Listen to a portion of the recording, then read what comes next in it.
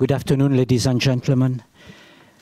We are very happy to receive today at the club Mr. David Trey, the head of China Equity Strategy at Bank of America Merrill Lynch Global Research. It's quite a long definition. Bank of America Merrill Lynch, I think, has this week meeting of clients from overseas and Japan, and it's in that context that we have the opportunity, the chance to meet Mr. David Trey at the press club. You have read the notice of introduction. It's very well written. I cannot write anything better than what has been printed on that notice, so I shall be short. Mr. David Trey is a brilliant mind, raised partly in China and in Australia, and he joined Bank of America in 1999. I don't think it was called Bank of America Merrill Lynch at that time. He has covered all sectors of activity you can imagine of the Chinese and Hong Kong economy, including what we call in our business the Ministry of Truth, or if you prefer, the media. Mr. David Trey is a China bear. There are very few people like himself who are bearish about the Chinese stock market, who think growth is still driven by state spending and monetary policy. He thinks also that people are rising up too much debt, and this kind of growth is bad for China's economic stability. To summarize such a pessimistic outlook, the more China does to boost economic growth, the more bearish Mr. David Trey gets on the Chinese stock market. Please reserve a very warm welcome to our guest, David Trey. Thank you.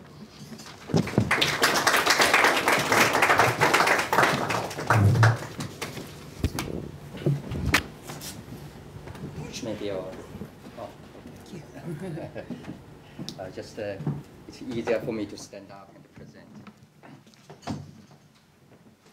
Thanks very much for the kind introduction, George. And it's my honor today to present to such a prestigious group of journalists in Japan. I always like visiting Japan. Scenery is beautiful, service is great. And increasingly in recent years, I found this place incredibly cheap in Japan. I've lived in Shanghai last 9 years or so. So I was running around in Roppongi yesterday, not last night, yesterday afternoon. And I bought a pair of pants for myself. And I would think in China, in Shanghai, it will cost twice as much. And the alternation only cost 500 yen, and it's delivered within 3 hours.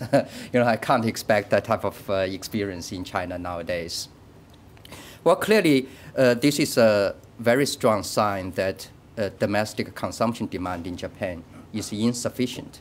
It's weak relative to the supply that can generate out of the system.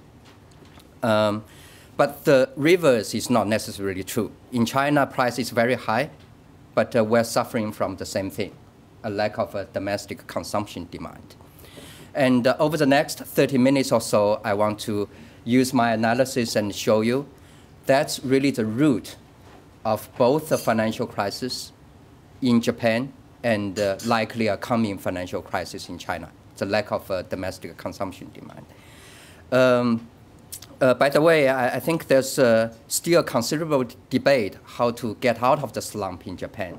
Abenomics is the latest attempt by the Japanese government. Not sure whether it works, still in watch and see mood. But there's a lot of research. Generally, people have agreed on what caused Japan to fall into this financial crisis. So my comparison between China today and Japan 30 years ago, I think hold a great deal of relevance, pointing to a potential financial crisis in China. So let me start.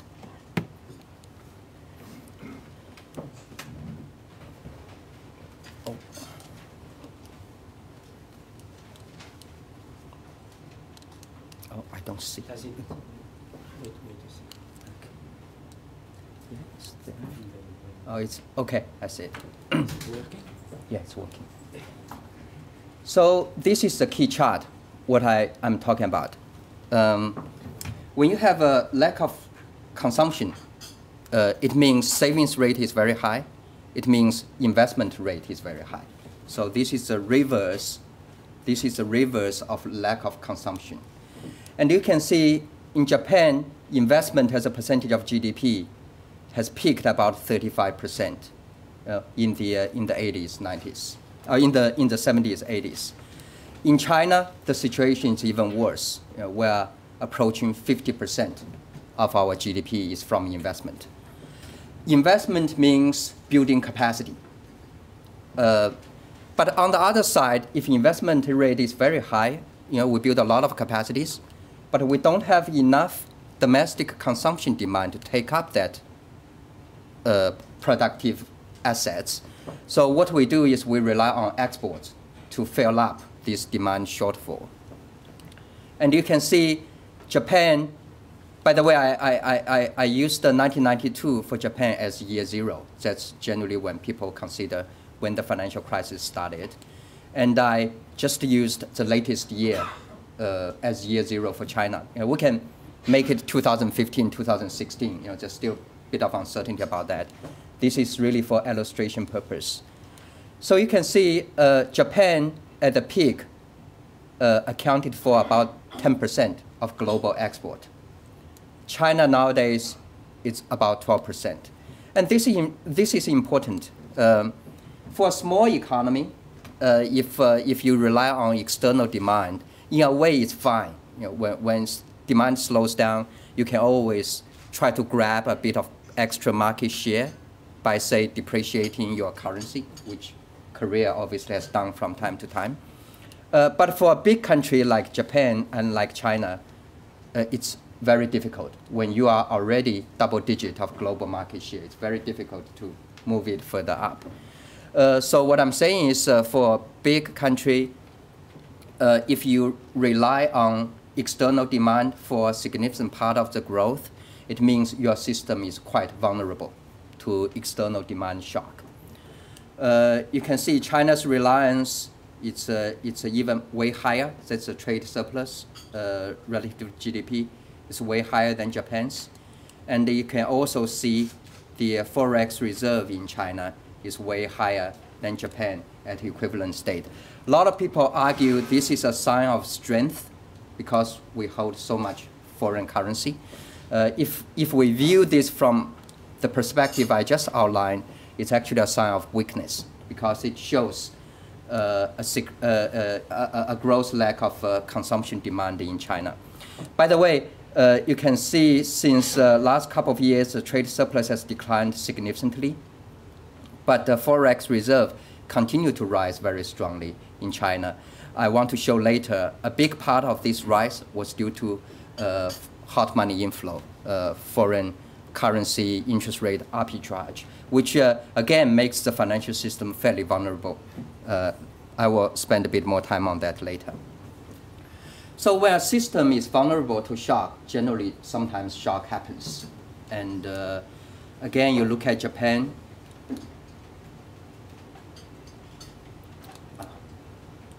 Sorry. You look at Japan. This is the oil shock.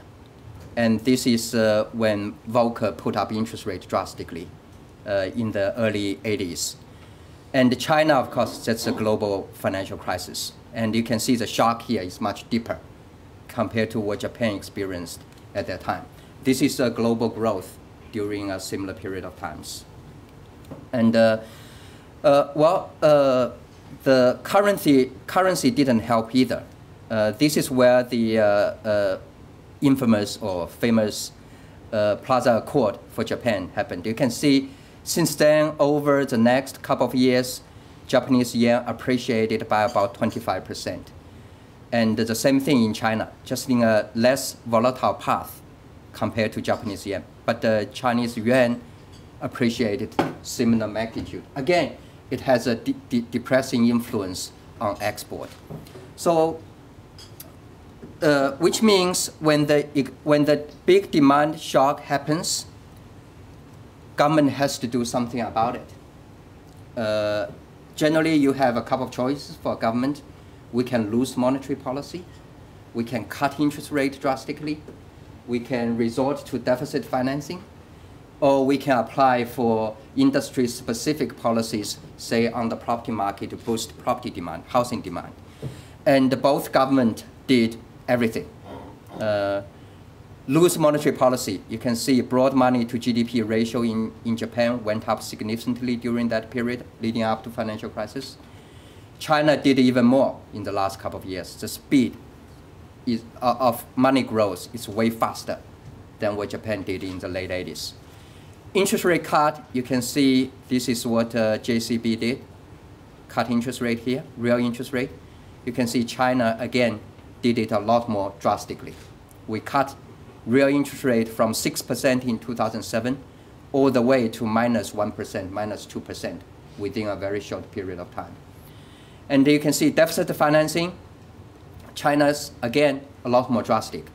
At the peak in 2009, true deficit, if we count the increase in local government debt as part of official deficit, the deficit to GDP ratio in 2009 was way into double digit. Now, this is one of the most aggressive fiscal stimulus any government has done, bigger than the US stimulus after the global financial crisis. And of course, everyone tried to jumpstart housing demand because the value chain is very long. The multiplier effect is quite high. China did very drastic, cut interest rate to 30% discount to benchmark rate, lowered down payment ratio, and everything. Unfortunately for both countries, during this stimulus period, both countries went through a significant round of financial deregulation, financial market deregulation. Externally, the US government has been putting pressure on both governments. And internally, I think the government wants, certainly, I don't know Japan very well, certainly in China's case, last couple of years, the government wants to move away to market-driven interest rates, financial products, so resources can be more appropriately allocated. And in China, last 2-3 years particularly, the deregulation was really forced by the government's desire to maintain certain level of GDP growth. George mentioned about the stimulus, that's part of it. How the stimulus funded is less from the official banking sector loans, more and more from this financial product innovation, new credit products out of China, like wealth management products, like trusts and all these things. Financial deregulation, by the way, most countries went through financial deregulation, went through financial crisis. I lived in Sydney a couple of years, I still remember. Australia has been one of the few countries who went through a significant round of financial deregulation without officially going into a financial crisis. But even then, in the early 90s, I remember Westpac almost went belly up, one of the major banks, major 4 banks in Australia. So financial deregulation is extremely difficult to handle. A couple of reasons. One is money moves very fast, very difficult to control. And also because of information mismatch, regulation tends to be behind the curve. And particularly for China, I'm not sure about Japan, probably the same thing, the regulatory framework is quite convoluted. I will use some examples later on to demonstrate that.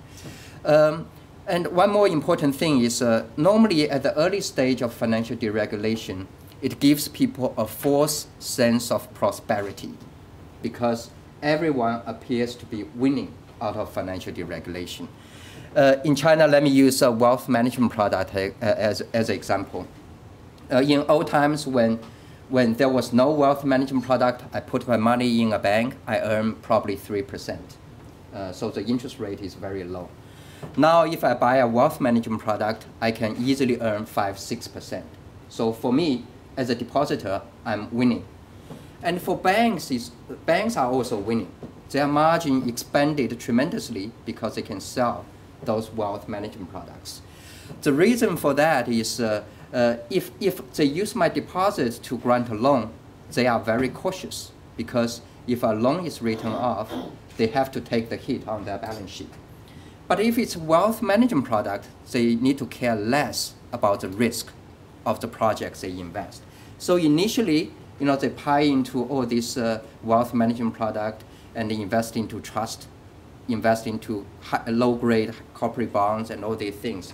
And they take an interest rate spread for that.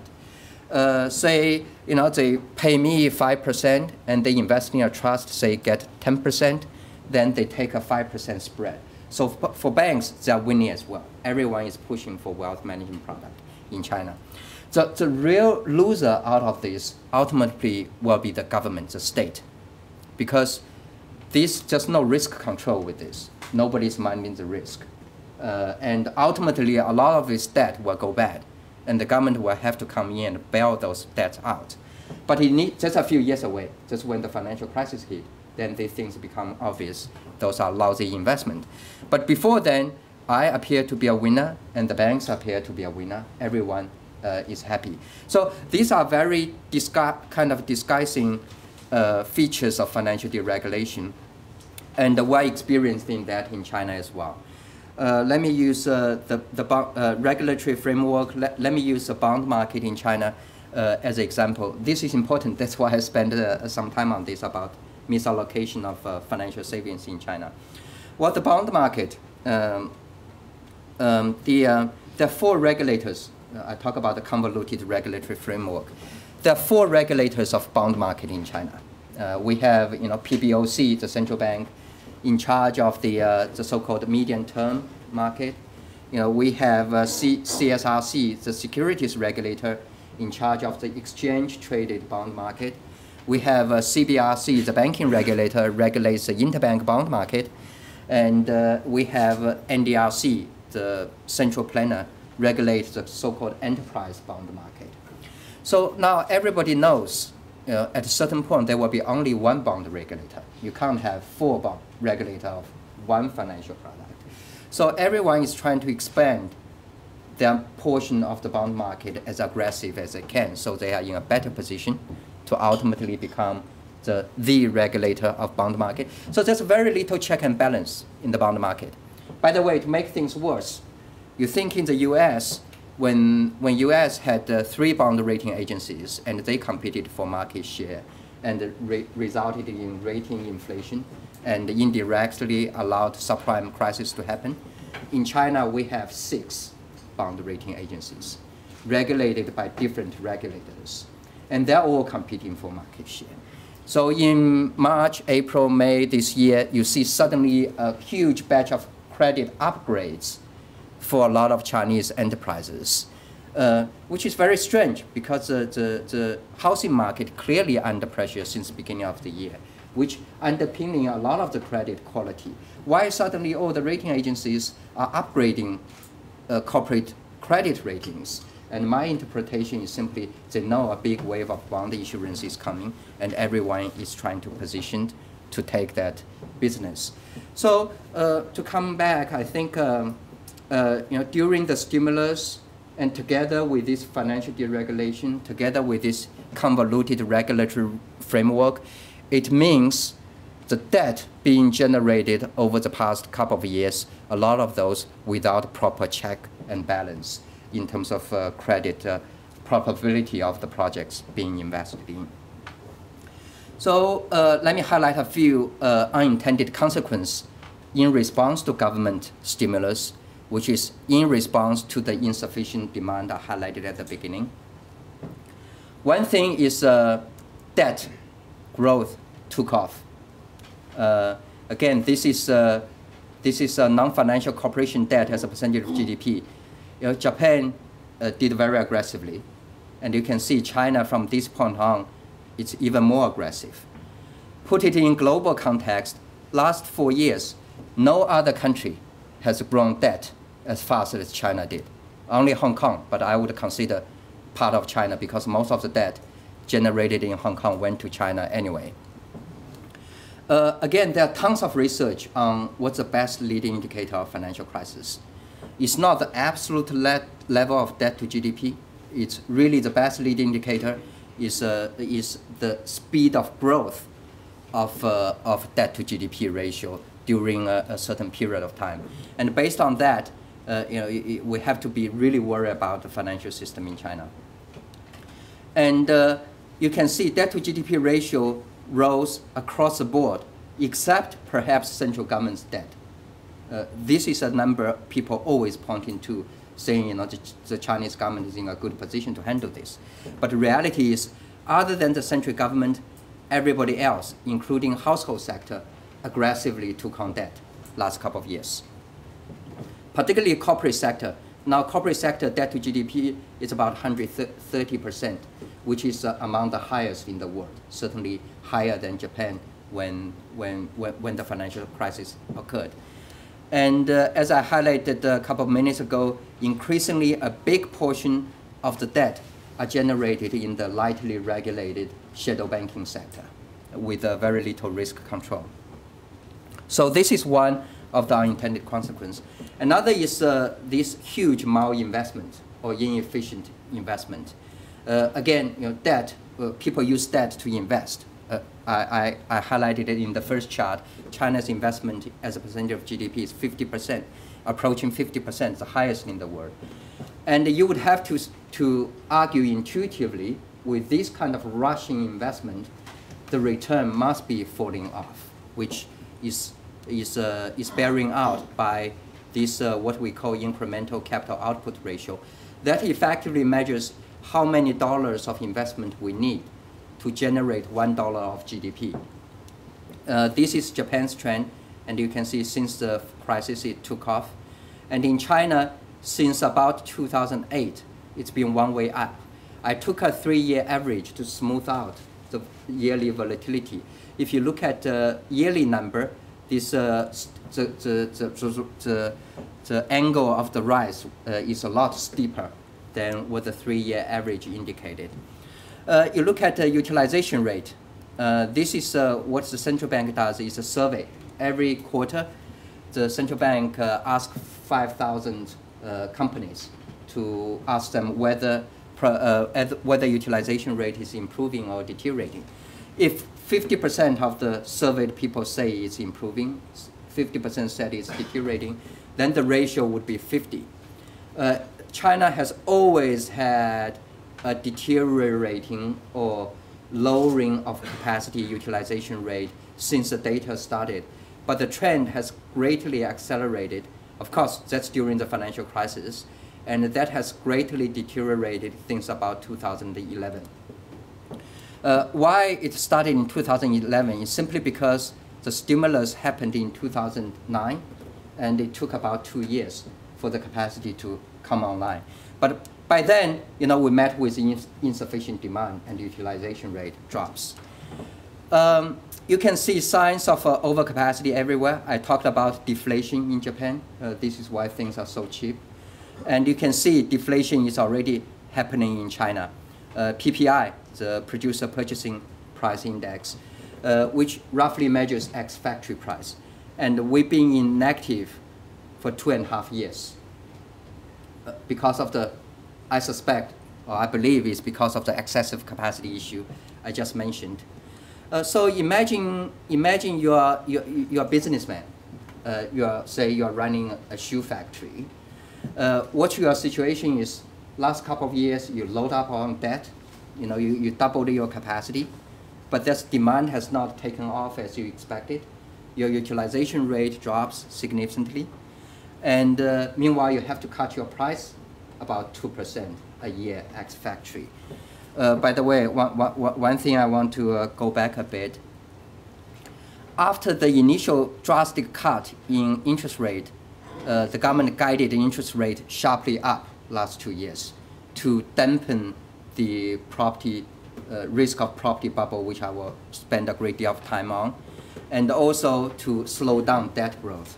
So again, if you're a manufacturing company, your interest rate cost has gone up significantly the last 2 to 3 years. So what happens at minimum, your margin going to drop significantly. This is A-share average margin data. You can see it's down very sharply from the 2009-2010 level. What's even worse is on cash flow side. I don't have a chart here showing cash flow, but cash flow wasn't a great deal more than profit margin.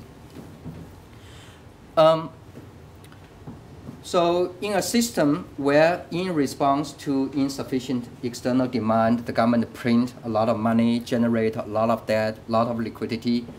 After a year or two, manufacturing companies are reluctant to invest because they are already facing insufficient demand, tremendous overcapacity. Where does the money go? And inevitably, what certainly happened in Japan, and it's happened in China, the money went into property. There's a fundamental difference between buying a property and running a business. Running a business, you look at cash flow, right? Just whether the business is good or not, you look at whether you generate positive cash flow. But buying property is a different thing because you can count on capital gain. And it's a very kind of misleading for a while, self-fulfilling kind of loop. The more money goes into property means the banks will be more willing to give out mortgages because the collateral value has gone up. Further price goes up, more mortgages, more buying power of property, and it becomes self-fulfilling for a while until it cannot go up further. That tends to be the peak of the bubble. You see it happened in Japan.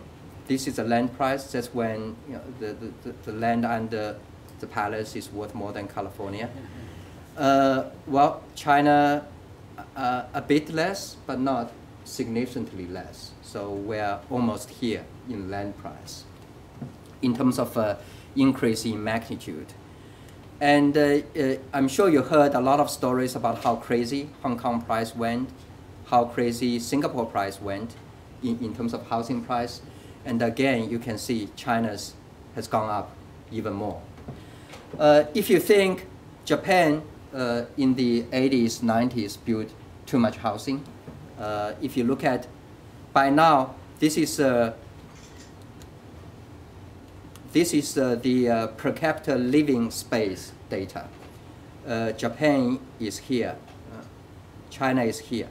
I'm not talking about aggregate housing stock, I'm talking about housing space per capita. So in China, it's divided by 1.3 billion people.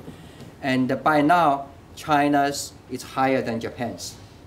By now, China is higher than Korea's, higher than United Kingdom's, higher than a lot of the first world economy countries, while our per capita GDP is only 1/8 of the level. At the current pace of construction of housing in China, we're adding roughly 1.3 square meters per capita to our housing stock a year. So within 10 years, we're talking about, on average, about 48 square meters per capita housing stock in China. That's where Australia's level is today. So think about it.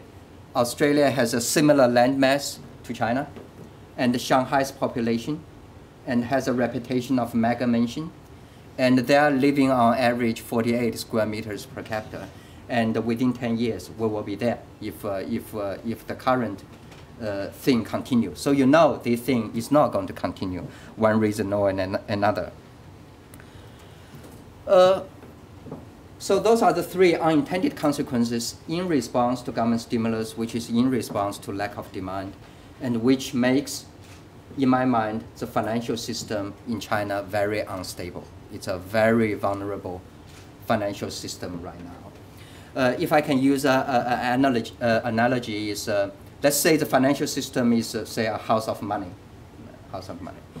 And the money are the brick of the buildings. And a lot of those are very low quality because a significant portion of that will go bad.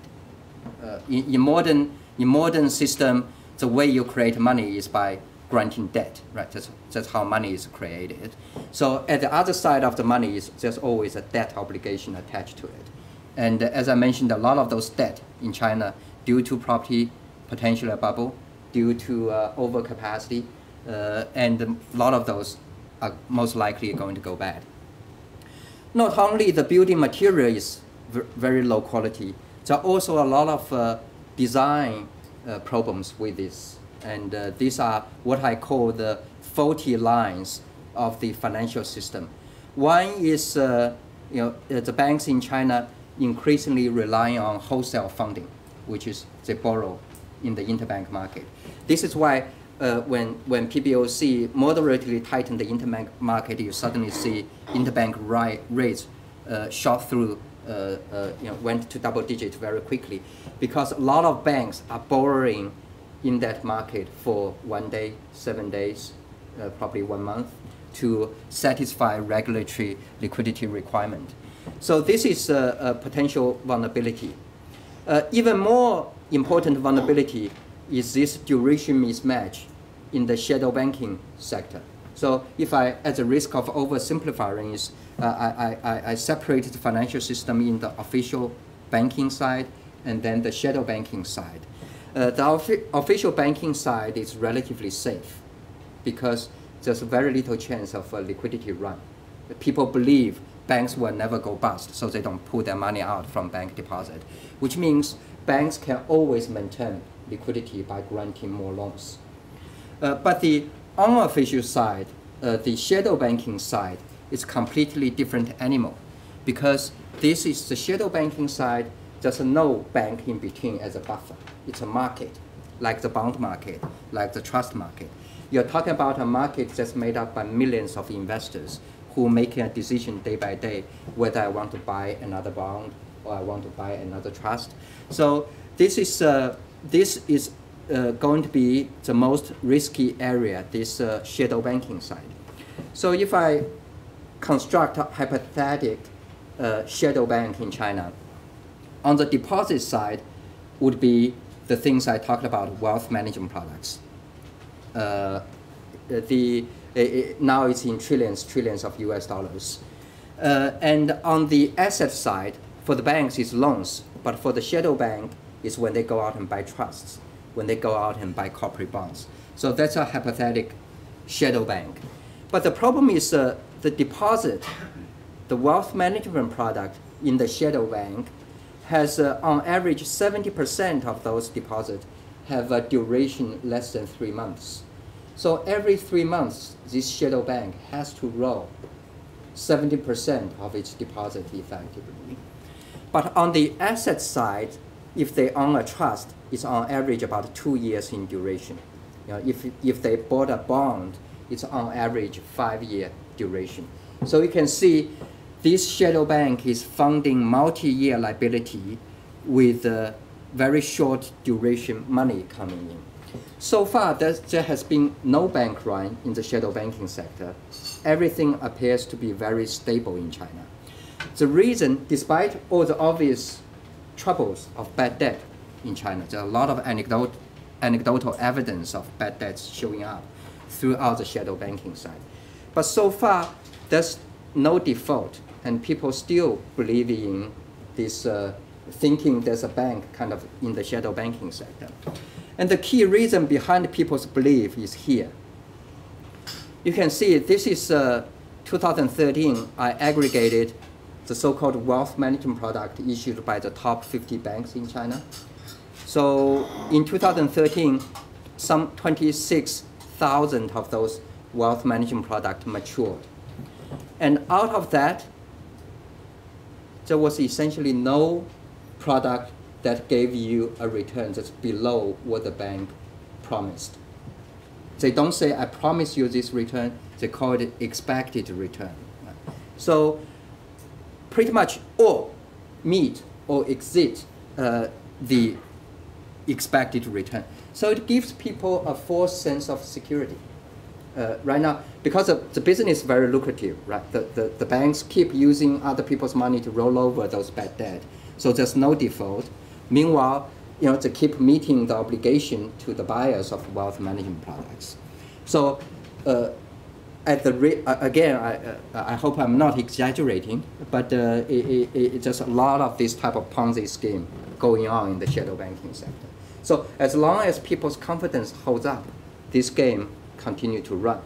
But for government, this is traveling towards a cliff, right? You just don't know how far the cliff is because we're grossly misallocating our national savings. The consequence of that would be an economy just keep losing steam, which is what's happening in China. You can see every time the government has to resort to even more drastic measures to hold up growth. A good example is in the second quarter, the government handed out 1 trillion renminbi to a policy bank to spend. You know, the body in charge of distributing that 1 trillion renminbi have less than 2 dozen people in the office. So you know, the government has to resort to this type of very unconventional, fairly drastic measures. By the way, handling 1 trillion to a policy bank from central bank, it's printing 1 trillion money out of thin air to spend, using central bank to fund the fiscal deficit. This is a very unconventional measures. And the Chinese government has to resort to this type of measures to hold up growth, which, as I mentioned, is a very, it's a natural consequence of misallocation savings resources in China. So, well, this is, at a certain point, the government will have to say, I can't allow this implicit guarantee to carry on. And when they decide to address moral hazard, when they decide to remove this implicit guarantee, which means allowing certain defaults showing up in the system, that can be a very rude shock to the shadow banking side.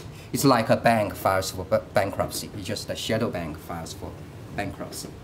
We know what happened in the U.S. during the subprime crisis. You know, initially, the U.S. government gave people a false sense of security. You know, when Bear Stearns went into trouble, they got J.P. Morgan to buy it out. Fannie Mae, Freddie Mae, AIG, every major financial institutions, the U.S. government came in and somehow got someone to bail it out. But when they decide to address moral hazard at Lehman for whatever reason, and it's such a shock to the shadow banking in the global market, which is the subprime bond market, and the system went into freeze. Now, let's see whether we will experience similar things here. Right now, everyone is betting on the government or the banks going to bail out all this debt. That's why they keep buying. And at a certain point, when they stop buying, and the character of market is when people stop buying, it's kind of the sentiment spreads very quickly. It's very easy for people to panic and cause a liquidity crunch. And finally, for the financial system is, I talked about financial system deregulation. And a big part of financial deregulation is the liberalizing capital account control. And that's like opening the door of the house of money, the financial system I mentioned to you. So people now have the option to go in and take out all the good breaks from the financial system in China and move it offshore. And you can see in recent years, the volatility in hot money coming in and out of China has increased, jumped significantly. So again, it's a vulnerability of the system. To put it, to summarize mid of the point quickly is, given the stimulus, given the housing bubble, overcapacity, bad debt, the system is very vulnerable. So in my mind, it's not whether we will have a shock to the system, unless the government does something really drastically, extraordinary to prevent it, which I will talk a bit later on. So the likelihood of a financial crisis, in my mind, is very high. By the way, if you have time, go to the Bank of International Settlement website. They have a very good database on debt to GDP ratio for some 40 countries going back to the 1960s. And we did a quick survey. Any country grew debt over a 4-year period of time, over 40% debt to GDP ratio. 9 out of 10 went through financial crisis, one form or another.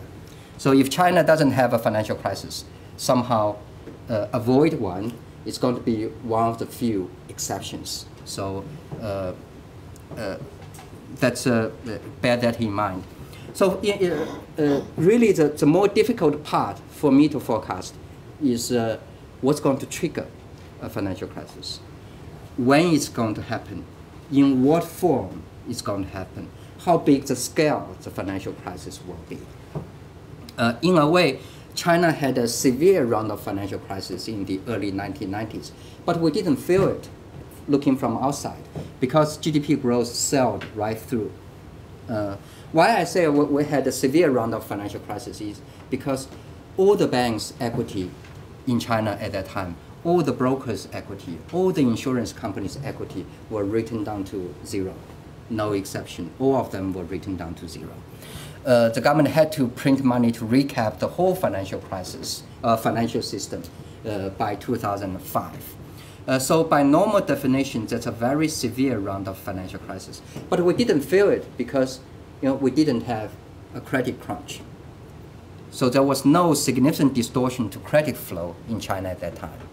And the reason for that is, at that time, our financial system was essentially the big four SOE banks. And it's very easily manageable when you only have four, on the liquidity side anyway, because banks don't need equity to grant loans, as long as there's no bank run. There's no people taking that deposit out from the banking system. And in China, nobody would expect one of the major SOE banks going bust. So people never took their deposit out from the banking system. So the banks kept granting loans all the way out, despite their equity were written down multi times over. And when the government decided to address that issue, it's kind of it's one pocket to another, right? Accounting book entry from central bank to the bank's balance sheet. So it didn't feel that bad, but nevertheless, all the bank's equity were written down to zero. So in China this round, as I mentioned, almost half of the financial system now are not the banks, are the shadow banking side. So this is going to be a lot more difficult to manage. It's going to be about managing people's sentiment, expectations. So you're talking about a bureaucrat sitting in Beijing decide which debt to be allowed to be filed for bankruptcy, so it doesn't generate a mass market panic in a way, which is going to be extremely difficult things to manage. So now triggers. A couple of things. I mean, there may be something I have not been able to think about think of, but these are the few things I watch very carefully for potential triggers. One is what's happening in the housing market. This is a month-over-month housing price. For housing price, we always pay a great deal of attention to month-over-month increase because that's what's driven, generally what's driven market sentiment. And this is a year-over-year transaction volume nationwide to ease out seasonality in China. You can see previously in China, it's very well correlated. And that's by the way, that's a character of the housing market. When price goes up, people buy more. It's different from buying the pair of trousers I bought last Friday. Trousers, the cheaper it gets, people buy, right? But for housing, generally, the more expensive it gets, up to a point, people go out and buy more because of demonstration effect. So the housing market since beginning of the year has gone into negative price growth in China. And by now, nationwide sales is about 20% down year over year. And the biggest reason is the very sharp increase in rates PBOC did last couple of quarters. Again, it's a repeat of what the Japanese government tried to do. When the Japanese government tried to control the housing bubble, it put up rates. In China, the volatility was much bigger. As I mentioned, it cut rates a lot more drastic, and it raised rates a lot more drastic. So if I'm a Chinese, now in the past, I put money in the deposit. I couldn't buy wealth management product. I earned 3%, while inflation was 5-6%. And buying property was an easy decision for me to take, particularly when the price keep going up. But nowadays, I can go to bank, easily buy a wealth management product, 1 month duration, get me 5-6%, while CPI is 2%, PPI is -2%. So I get a very good real return out of this, and I don't have to keep buying property. So you can sense a sea change of sentiment in China about buying property. This is why I think we're approaching the tipping over in terms of this asset price inflation in China. Well, that gets very interesting if unless the government cut interest rate very aggressively, my sense is the housing market will keep weakening. And then it will have a very big implication on the land market in China, which underpins, one of the pillars underpins stability of the financial system in China. It's Again, imagine you're a developer in China. Right now, your sales are dropping 20% year over year compared to last year. And it's very difficult for you to raise money. And the real funding cost, if you're a developer in China, is way into double digit now. You are sitting on a couple of years land bank, and your balance sheet is under a lot of pressure. What you do, the first thing you start buying is land. And it's already happening. You look at the listed companies, they cut their land purchase by 70% year over year, year to date. So when they don't buy land, which means land prices are going to drop. And the land price is a lot more volatile than housing price. In early 2009, I would say housing price in China only dropped moderately nationwide, but land price in certain auctions in early part of 2009, land price halved. That's how drastic land price can drop. Once land price starts to decline, it's become very interesting.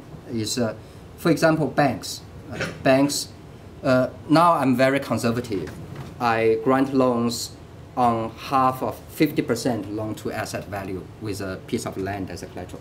The character of Japanese banking system and Chinese banking system are the same. They generally, I don't know the situation in Japan now, but in the 80s, 90s, certainly the case, they grant loans based on collateral value. They don't check your cash flow. When a business comes to borrow, they don't say how much money you're going to add. They say what land you can put up. The same thing in China. So if I'm a bank, I want to maintain my risk control standard to maintain 50% loan to asset value. If land price drops 50%, I need to recall half of my loans. That's how drastic it can get. Of course, not everyone will recall half of their loan if land price halves. But you can see where the dynamics going. And the thing is, on the way up, there was a positive loop, right? More loan granting, more purchase of land, of housing, price goes up, more loan granting. And it works reverse as well. When land price drops, people recall loans. They will have to sell more land. Price goes down even more, and so on and so forth.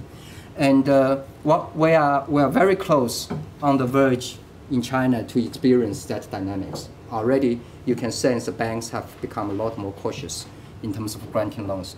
July total social finance number, which I use as a proxy for debt growth in China, was shockingly weak. It was in June was like 1.7 trillion renminbi, and July was like, if I remember correctly, about 300 billion. So it's how drastic it fell, debt growth in China. Well, so far we haven't got August number. We need a couple of more months number to see whether there's a trend. A lot of this July number could be due to seasonality because of half-year auditing and everything. So we need a few months of number to watch. But my sense is you will see increasingly disappointing loan growth, debt growth out of China because the whole financial institution are becoming more cautious. And one of the big reasons is land, what's happening in property market and what's happening in land market. So that's one potential shock we need to watch very carefully. Another is defaults in the shadow banking sector. Right now, every day, you read press report. There are some reported cases of some shadow banking trust, limited partnership, asset management plans, you name it. A lot of the things we have very little data on, they went belly up. But so far, there's no official default. It's just report, oh, this thing passed due date. And 1,000 people demonstrating in front of a bank branch, whatever, that type of thing. But then after a while, noises die down. Right? You don't hear follow on.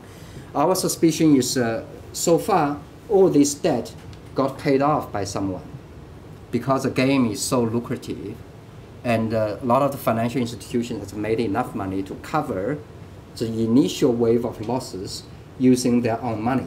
So they still want to prolong this self-fulfilling game for as long as they can. But at a certain point, either because they run out of capital, you take trust industry, for example, the asset outstanding versus trust companies' equity is about 40 times. So mathematically, 2.5% of those trust goes bad. Their equity is completely written off. For the limited partnership and all these things, the leverage would be even higher than trust industry. So at a certain point, they will run out of money, earnings to cover those losses. Then we will see genuine default showing up. And once we see genuine default and people realize they actually bear downside if something goes bad, then they will become more cautious buying shadow banking products. And then again, it becomes self-fulfilling thing. Or it can be engineered by the government. The government can say, okay, I can't allow this misallocation of resources to carry on forever. At a certain point, they will have to force some of those deals to go bad and wake people up. And then again, it will be interesting to see how the shadow banking react. As I mentioned, it's a market driven by greed and fear. Right now, it's all greed because there's no default. But at a certain point, when fear reigns, it can be very, very interesting to see. And this is a hot money I talked about. At the beginning, I mentioned the reserve goes up very sharply. Increasingly, in later years, you can see it's from these Chinese companies' overseas borrowing. Borrowing as a percentage of total forex holding went from less than 10% to over 20% within a very short period of time. So why people do that is because of tapering. If overseas I borrow US dollars, maybe cost me 1%, 2%. I move the money onshore because domestic interest rate is a lot higher. Say I buy the most conservative thing, buy wealth management product, I get 6%. I have a 4-5% spread. And if I can leverage up, I can easily make 20-30%, particularly if I count on renminbi are going to appreciate 2-3% a year. So it's a very lucrative carry trade. And many people are doing this. This is why this is only borrowing by Chinese enterprises. A lot of the multinational companies, I understand, based on anecdotal evidence, are doing the same thing. It's part of their treasury operation, move foreign currency onshore to arbitrage interest rate. Of course, these are depending on US rate stays stable and low. Once it becomes more volatile and a lot higher, this arbitrage window would narrow a great deal. And it will be interesting to see whether there will be a panic outflow from China.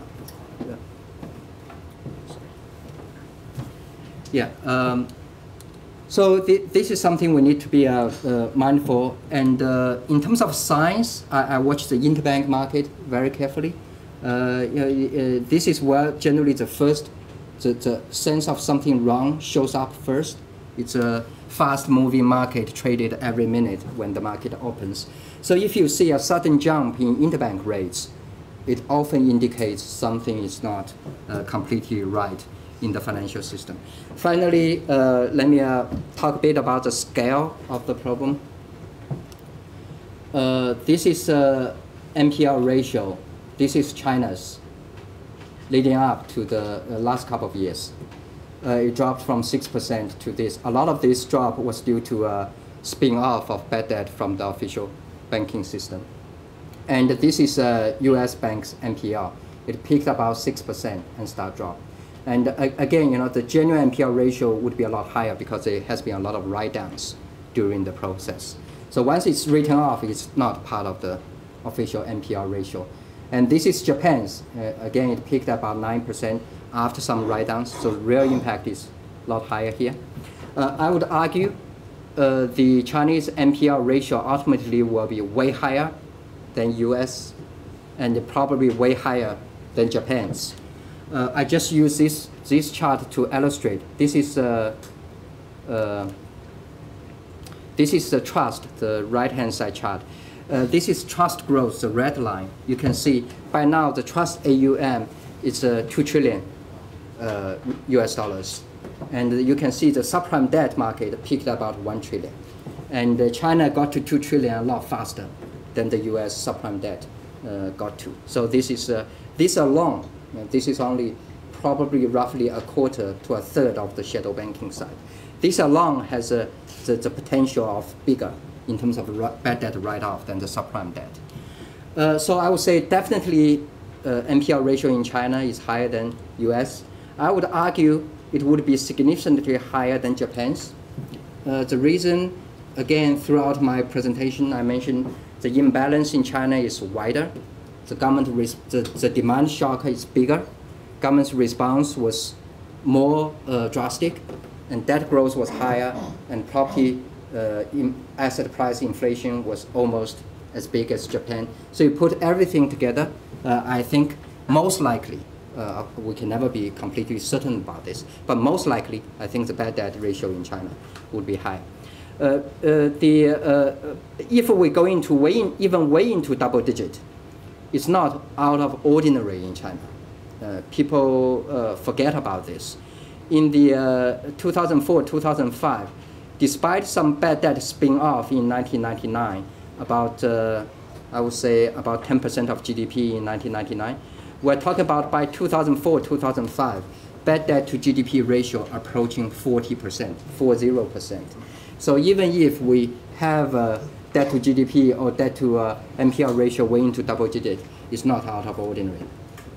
Finally, is talking about the market. It seems to me the overall stock market only bottoms when people believe in a credible financial system recap plan is done by the government. You can see the Japanese market bottomed around here, which is when the big recap happened, 2002.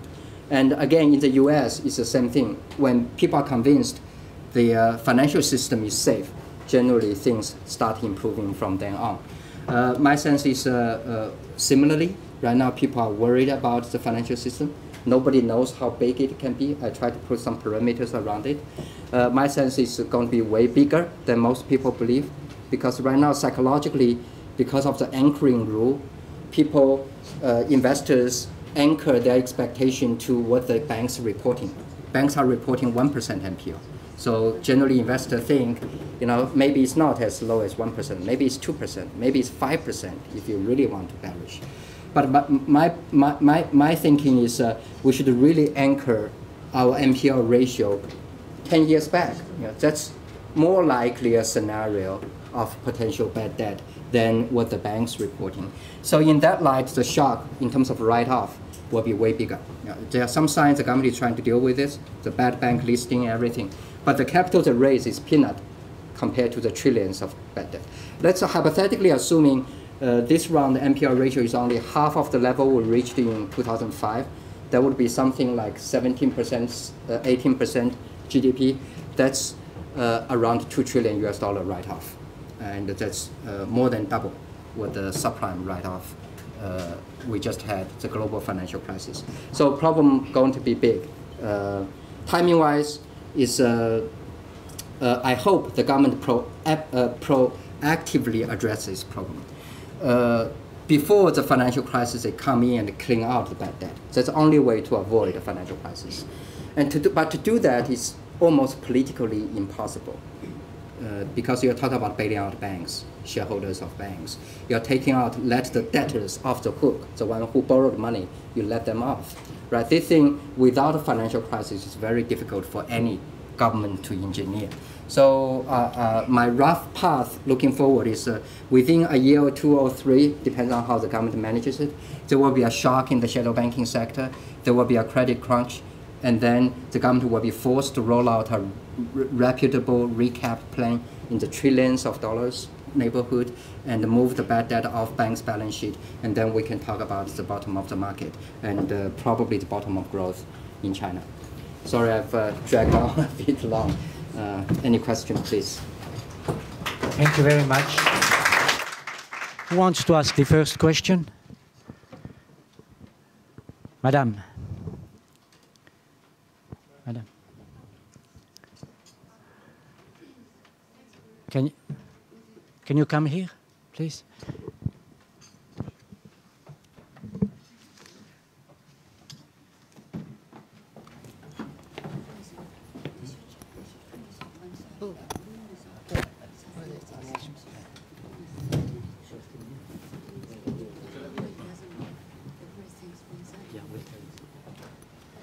I think we will have 30 more minutes maximum to ask questions. So. Okay. Thank you so much for your speech. Can you identify yourself? Okay, I'm Chen Lin from Bloomberg. Yes, thank you very much for your speech. And I was wondering, you're still keeping your bearish view on the Chinese market. So I was wondering, how do you look up to the Chinese stock market within the year? And as you're talking about the Japanese and Chinese parallel in your presentation, I want to ask something about if Abe and Xi Jinping was going to meet in November. Will this meet going to influence the two stock market? Yes, yeah. Thanks for that. On the first part, yeah, despite the latest rally, I think this year the index will end lower in China than it started at the beginning of the year. I think the latest rally has mainly driven by sentiment. As I highlighted, I think fundamentals in China have continued to deteriorate, actually a great deal over the last few quarters. You can see from the macro numbers across the board generally were very disappointing, including credit growth, including property sales, including IP, power consumption, PMI. There are very few numbers that surprise the market on the upside. But despite this clearly deteriorating fundamentals, market kept rallying last couple of weeks. I think there's some technical reasons. For example, the Chinese equity market has underperformed regional peers and global peers for a couple of years now. It has been one of the worst performing market despite very high GDP growth the last couple of years. And periodically, the market rallies for technical reasons, asset allocation. Still, ECB is doing QE again. So US, there's some uncertainty about rate increase, but still people think it's not going to happen until at least next year. So people investors still feel comfortable doing this arbitrage in a way, carry trade, what we call carry trade. So there's still a lot of money wants to invest in high-yielding emerging market assets, including China. You look at the banks, the yield very high, and PE appear very low, price to book appear very low. So periodically, people try to find reasons to buy. And when people are in that, investors are in that mind of thing, whatever news come along, they treat it as a reason to buy.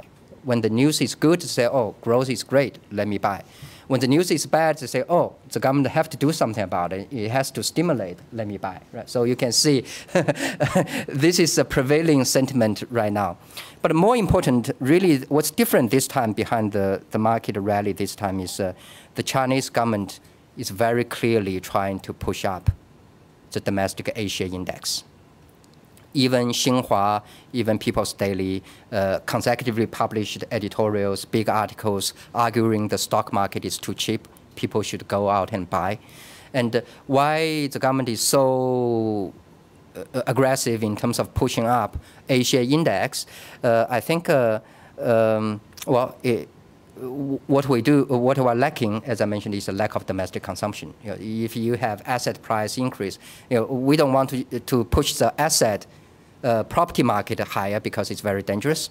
But after years of underperformance, very cheap valuation, if you push up stock, maybe there will be some wealth effect flow on to the broad consumption market. And more important is our leverage in the system is too high. And one of the ways to deleverage is by raising equity. You don't raise more debt. You get companies to raise equity, which will help to lower the leverage ratio throughout the system. So I think that's the government's game plan. They don't want to make the property market to be the locomotive of the growth, and the government is trying to use stock market. Now the big question is, in light of these deteriorating fundamentals, and it's a very technical, sentiment-driven rally, including reform. People talk about reform. Generally, reform takes a long time to have any real impact. You've experienced that in Japan, and it's the same thing in China. Even if assuming the government really pursue those reforms, it's going to be years before we see any tangible impact on companies' earnings. So all these fundamentals deteriorating, but sentiment positive. My sense is at a certain point, when the tactical rally runs out of steam, and people will treat negative news as negative news and start to get out of the market. And my belief is that this rally, tactical rally, probably will last another couple of weeks. The signpost is the Hong Kong-Shanghai through train. A lot of investors using that as a reason behind the tactical rally, because they think there will be a lot of international money flowing into the domestic Asia market. And I don't think the flow will be that big. So it's a typical buy on rumor, sell on fact type of trade. So I would, as an investor, I would get out of the market before the launch of the through train. On the summit, second question, summit, I don't know. I'm not an expert on that. I think, yeah, apologies. Let me avoid that question. Thank you. Yeah. Yes.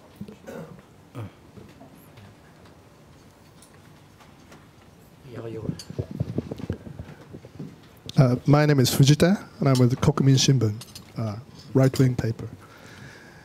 I would like you to summarize what you have explained in simple words or one sentence. Or is it okay for me to say, David said bubble economy is over, game is over, bubble bust, something like that?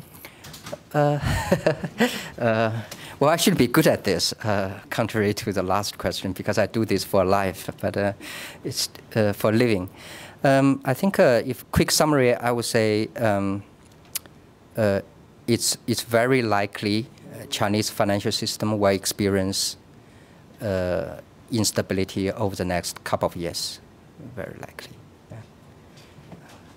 Madam. Sorry.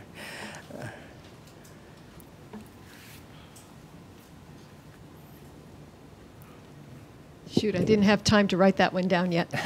Elaine Kurtenbach of Associated Press, thank you very much. It was a very interesting description of what's going on. What's the government's exit strategy, or do they just not have one? From what you're saying, it sounds as if a crash of some sort is inevitable. And we know that the government was trying to rein in the shadow banking sector, say 5-6 years ago, pretty aggressively, but it sounds like that went nowhere and it actually got bigger and bigger. So is there anything they can do short of having crisis after crisis, or do you see a way for them to find a strategy that would put the economy on a stronger track? Right. Thank you. Thanks, Elaine. I wouldn't use inevitable. Life is so unpredictable. Everything is possible. But I think it's highly unlikely we can avoid a financial crisis. And certainly the odds of financial crisis is way higher than what the market believes. The market generally use the term black swan to describe a financial crisis, which means maybe less than 5% chance. But my analysis, if it's correct, shows it's going to be way over 50% chance. So that's an important point. In terms of what the trajectory last couple of years of the financial of the shadow banking side, it's true. The government claimed they want to control this, but because of growth concern, I don't think they generally control this. And part of it is due to this convoluted regulatory framework. Again, go back to, say, wealth management product, which is a poster boy of shadow banking side. Again, we have a couple of regulators of the wealth management products. If it's banks, wealth management product, it's regulated by the banking regulator. If broker sells a wealth management product, it's regulated by the securities regulator. And if it's an insurance company sells a wealth management product, then it's regulated by the insurance regulator. And then if it's the so-called limited partnership, then nobody knows who's actually regulating it. Well, we don't even know how big the size of the limited partnership is. We don't have data simply. We just see thousands of these type of companies selling these products to people on the street.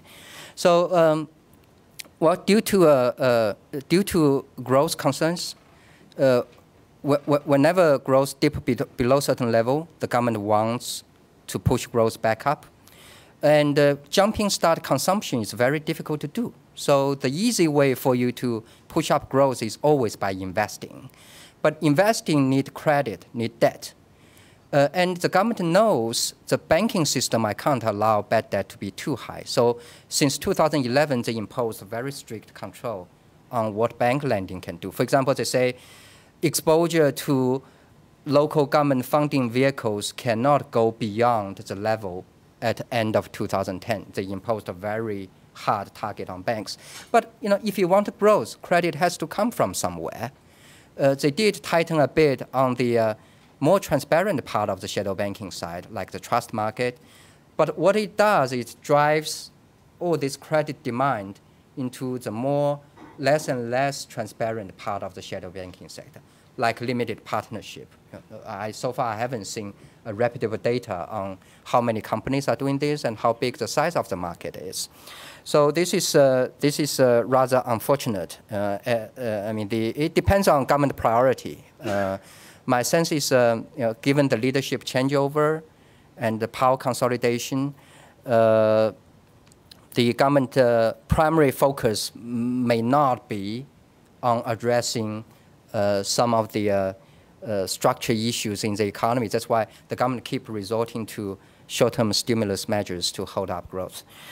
Finally, on what's the government can do to avoid financial crisis, I think would be similar to, like, say, before Lehman.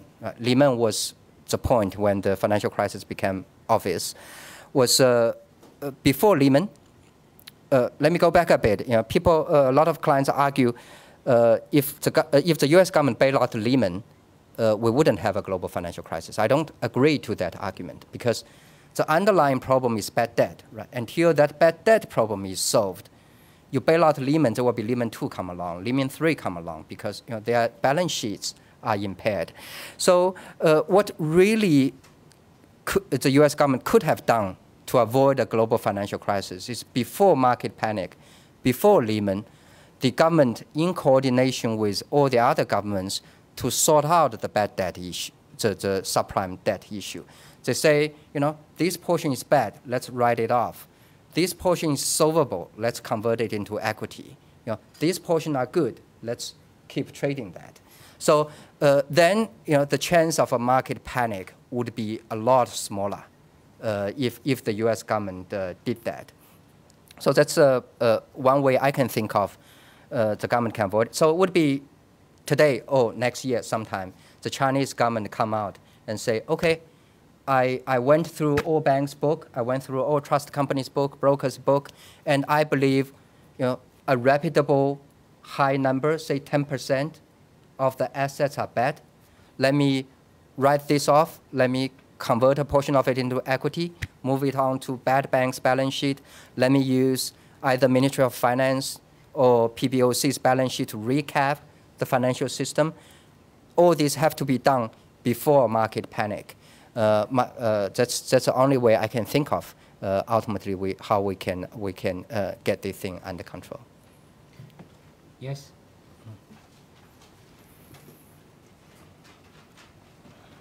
Hi, Errol Emmett, freelance. Thank you very much for the presentation. My question is about the data, if you don't mind. The 2 data points that you pointed out about the overcapacity in the property sector. One was the livable space, square meters, and the other one was the land prices. I just wanted to know that living space, does that include the old stock, or is it just a new stock? You mean living space per capita? Per capita, yeah, because I'm assuming that all the stock in existence. So that means some of that actually is not livable. No, just whatever hasn't been pulled down. Yeah, so it's possible certain part of it is not livable or empty. And the other one is about more land. Likely empty, by the way. Right, empty or subpar conditions, right? A lot of the space are bought by rich people as an investment, not as a place to live. So there are a lot of empty apartments all over. But as a housing stock, looking at housing stock perspective, China has built enough, in my mind, relative to our stage of development. Right.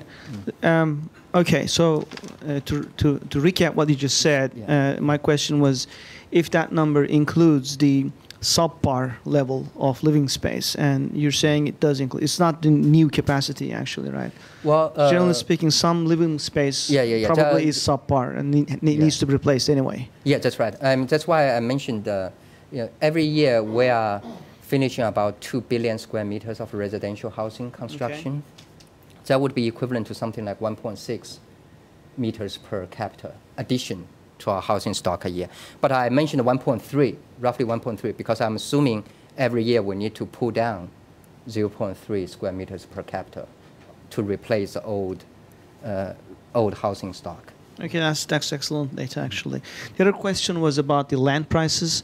I'm just assuming, generally speaking, some land is more valuable than the other land. So as the stock of the valuable land just dries out, it's inevitable that you will get that kind of data point. Because China is a very big space, a very big country, right? Some land used to be very, say, less valuable, is becoming more valuable, but overall, probably the prices are going to go down, actually, not high. What's your take on that? Well, I guess another way to phrase your question, you're talking about marginal pricing of land, right? It's the last piece of land. I'm just saying that some land is very expensive, and it's just, there's not that much land of high quality land, right?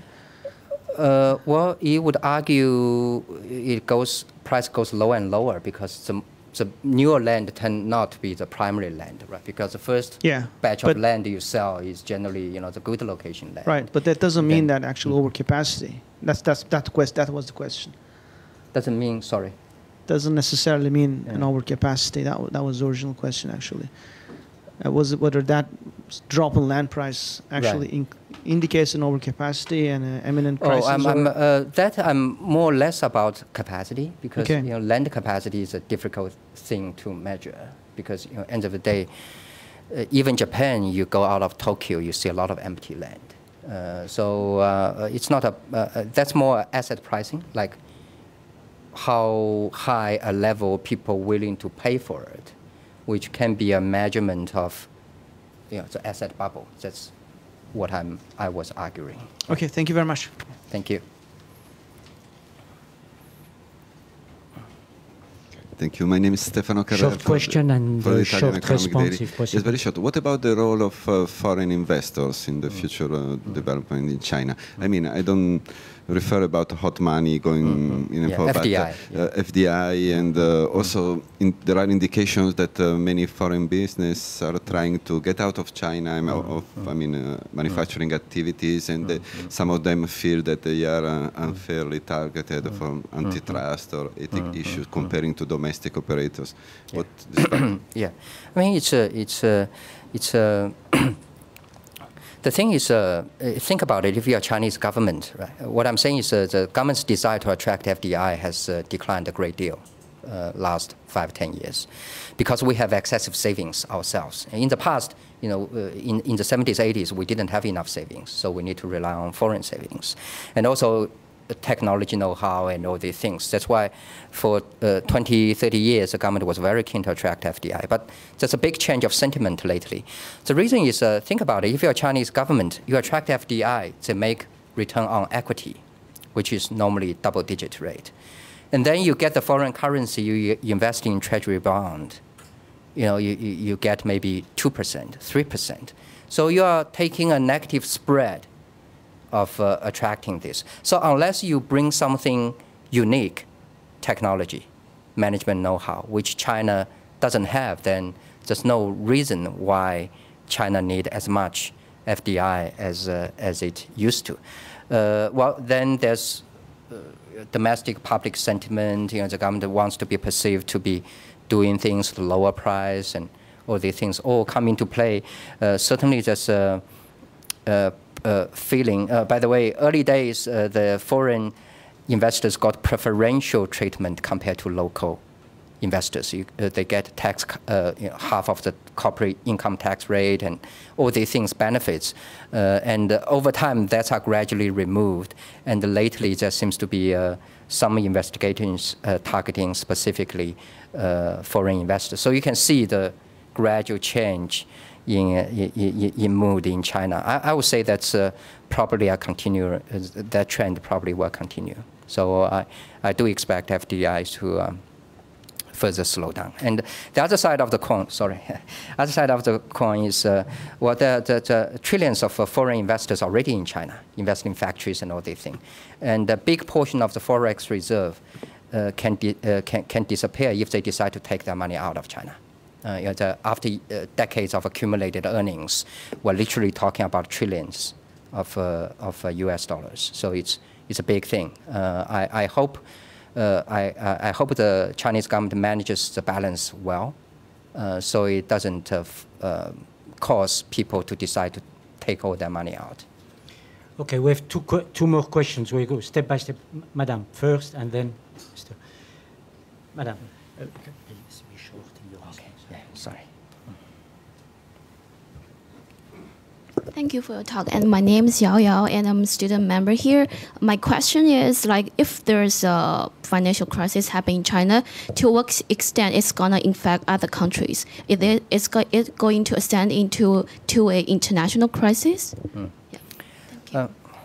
Thank you, Yao Yao. Yeah, I think China is the second largest economy. When particularly the bad debt size the way it is, I think it certainly will have some impact. What's going is obviously the financial system is not as open as the U.S. market, so the contagion may not be as severe, as sharp as the other market. But from real trading goods demand perspective, I think it will have a huge impact. Often the impact can be very big on certain countries. If you're major commodity exporters, you're machinery exporters to China, I would think your business will take a quite big hit. Indirectly, if you are competing with certain parts of China that are quite competitive, say steel making or shipyards, if China has a slower growth and demand drops, you can see China will export a lot more. And indirectly, I think a lot of those companies will get hurt as well. Yes. One question only and short response, please. Yeah. There is one lady, later maybe last question, very short. Very short. Andy Klein, WCN-TV.com. I'm just a little surprised to hear you say that. Okay, please, can you ask your question? We are running out of time. Yeah. Okay. So, okay. Bank of America recently paid the U.S. government 65 or was it 60? Yeah, $16.65 billion. Last year, U.S. Attorney General Eric Holder testified before the SJC, saying that banks are too big to fail. Sorry, you're asking. I'm asking. No. Just please wait. I'm cutting you off. We have no time, and you're asking. Do you agree with that? Do you agree that the banks are too big to fail? You again come with the same thing. I don't want to move into that field. You're out of subject. Madam. This is a press conference, right? Freedom of the press. But I decide. Right? Okay. You can still answer if you want. Madam.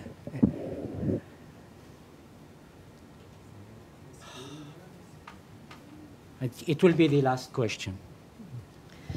My name is Yuko Inoue. I'm a freelancer. And I think the China's government targets GDP growth rate of about more than 7%. But what do you think is the appropriate growth rate under the current condition when the fundamentals are deteriorating? That's a tough question. I think for me, I mean, of course, I'm not a premier. There are a lot of other considerations to be taken care of. For me, I think if I run the country, I would say I would target leave enough space to lower growth, so we can address the debt issue, we can rebalance the economy, as long as the financial system don't break. Because once growth slows down to a certain extent, the financial system breaks because a lot of bad debt will accelerate and show up. So in terms of absolute level, I have not done any analysis. So if you don't mind, I can't give you a straight answer whether it's 3%, 4%, 5%, 6%. I can't really answer that. But one thing I do believe is I don't think unemployment is as big a deal as people generally focus on, because people always point to unemployment ratio as a constraint on how slow China can grow. My sense, given the working age population in China is not really growing, and productivity gain, just only a couple percentage. So as long as we grow by that percentage, there won't be a great deal of worsening of unemployment.